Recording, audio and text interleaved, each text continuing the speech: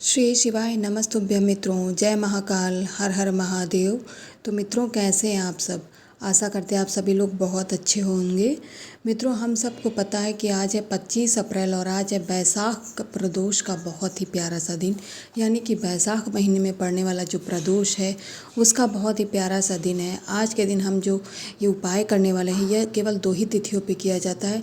या तो बैसाख के प्रदोष के दिन करते हैं या तो फिर जो सावन के सोमवार पड़ते हैं उसमें जो प्रदोष पड़ता है सावन में उसमें किया जाता है। बहुत ही महत्वपूर्ण है। 7 कांटों वाला उपाय को अच्छे से समझेंगे और अपने मनोकामनाओं को पूर्ण करेंगे। मित्रों, जो ये पहला उपाय है यह है जीवन के कष्टों को दूर करने वाला। यानी कि आप सबको पता है जो धतूरा होता है वो कैसा होता है, विषैला होता है, विष होता है। तो ये जो विष है, इसी विष से हम अपने जीवन में विष रूपी जो कांटे उनको दूर करने का उपाय करेंगे। इस उपाय के लिए एक धतूरा लेंगे। इसके बाद जैसा कि आप सबको पता है कि आपको लेना है 7 कांटे। बेल पत्र के जो पौधे में कांटे होते बहुत टाइट होते, बहुत नुकीले होते। अगर गलती से भी हमारे उंगली में चुभ जाए ना मित्रों, तो मैं बता नहीं सकती कितनी पीड़ा हो गई और कितने कष्टों का आपको उठाने पड़ सकते। तो आप बहुत ही सावधानी पूर्वक 7 कांटे तोड़ लीजिएगा। और एक धतूरा लेने के बाद में आपको लेना है तांबे के एक कलश में शुद्ध जल अपने घर का। प्रदोष काल का दिन है तो आप सबको पता है कि जल के साथ गंगा जल लेना अनिवार्य हो जाता है मित्रों। इसके बाद इन सभी चीज़ों को लेकर के आप देव आदिदेव महादेव भगवान शंकर के शिवलिंग के पास जाएंगे मित्रों। यहाँ पर पहुँच करके आप उपाय को अच्छे से समझते हैं। जो आपने धतूरा लिया उसे आप समर्पित करेंगे महादेव जी की शिवलिंग के बिल्कुल ऊपर, ठीक है। वहाँ पे समर्पित करने के बाद में, क्योंकि कांटे एक लकड़ी में तो होंगे नहीं पूरे, क्योंकि बीच में बेलपत्र भी रहते हैं। अगर आपको पूरे एक डंडी में कांटे मिल जाते तो आप उसे तोड़ लीजिए, कोई दिक्कत नहीं।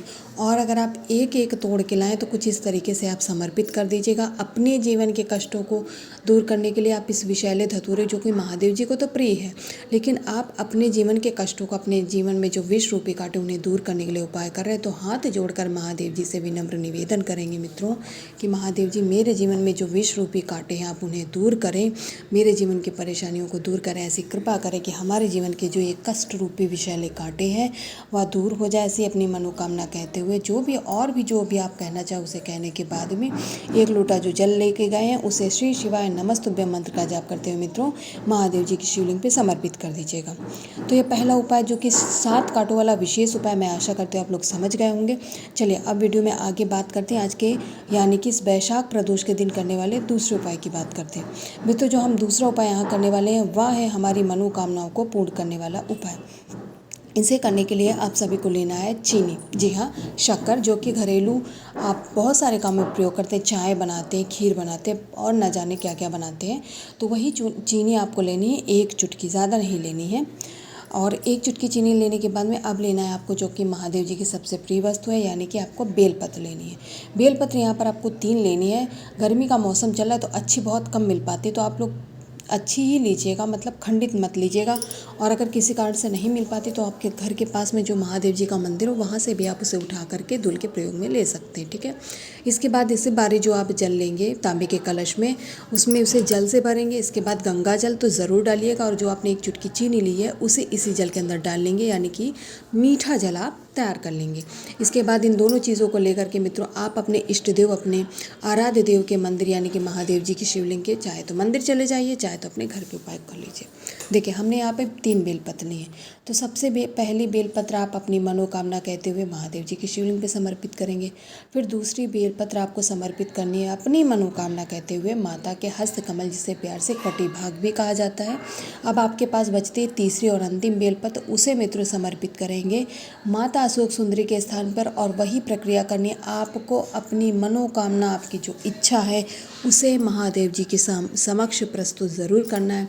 उसे कहने के बाद में अपनी मनोकामना विशेष को मांगने के बाद में जो 1 लोटा जल बचता है मित्रों, उसे आप श्री शिवाय नमस्तुभ्यं मंत्र का जाप करते हुए महादेव जी की शिवलिंग पे समर्पित कर दीजिएगा। और सॉरी, मैं एक बात बताना भूल गई, जो आप ये बेलपत्र समर्पित करेंगे मित्रों तब आपको रामेश्वर महादेव जी का स्मरण करना है, ठीक है मित्रों। तो करिएगा ज़रूर, आप सभी लोगों की मनोकामना ज़रूर पूर्ण होगी। तो यहाँ पर हम लोगों ने 2 उपायों की बात कर ली है। अब आगे हम वीडियो में बात करेंगे आज के अपने तीसरे उपाय की। मित्रों, जो हमारा तीसरा उपाय है वह है काली नज़र, बुरी नज़र को हटाने वाला, दूर करने वाला उपाय। इस उपाय को करने के लिए आप लोगों को लेना है काली मिर्च, गिन करके 5 काली मिर्च लेंगे यहाँ पर इस उपाय को करने के लिए, क्योंकि जो काली नज़र होती है वो बुरी नज़र, टोने टोटके को हटाने वाली ही होती हैं। ठीक है, तो खंडित नहीं लेनी, साबुत लेनी है और पीसना बिल्कुल नहीं है। 5 काली मिर्च लेने के बाद में आपको लेना है, आपको इसे लेकर के अपनी मुट्ठी में और चले जाएंगे जहाँ आपके घर में पानी पीने का स्थान होता है। चाहे तो आरओ सबके घर में नहीं होता है, तो जो भी आपके यहाँ पानी पीने के स्थान में, वहाँ जा कर के आप अपनी पूरी अपने मतलब जिसके लिए भी कर रहे हैं उसका नाम और गोत्र का नाम लेने के बाद में इस मुट्ठी में इसको रख के आपको पूरे घर में घूम जाना है, यानी पूरे कमरों में आपको जाके परिक्रमा जैसा कर लेना है, जिससे सारे कमरों में जो भी बुरी नज़र लगी होगी वो इसी काली मिर्च के माध्यम से दूर हटेगी। इसके बाद आपको जाना है महादेव जी के शिवलिंग पर मित्रों। यहाँ पहुँचकर आपको अपना मुख रखना है उत्तर दिशा में। इसके बाद में आप यह बुरी नज़र को हटाने का उपाय कर रहे हैं, तो 5 काली मिर्च को आप महादेव जी के शिवलिंग पर समर्पित करेंगे और महादेव जी के अवधूत रूप को आपको स्मरण करना है, यानी कि अवधूतेश्वर महादेव जी के नाम से मित्रों इन काली मिर्च को समर्पित करेंगे। उस नज़र टूने टोटके वाले व्यक्ति का नाम और गोत्र का नाम बोल करके महादेव जी से विनती करेंगे कि उसकी जो भी बुरी नज़र है या काली नज़र जो भी है, अगर किसी ने टूना टोटका कराया है तो वह हट जाए और वह पूरी तरीके से स्वस्थ हो जाए, ऐसी कामना करते हुए मित्रों समर्पित कर देंगे।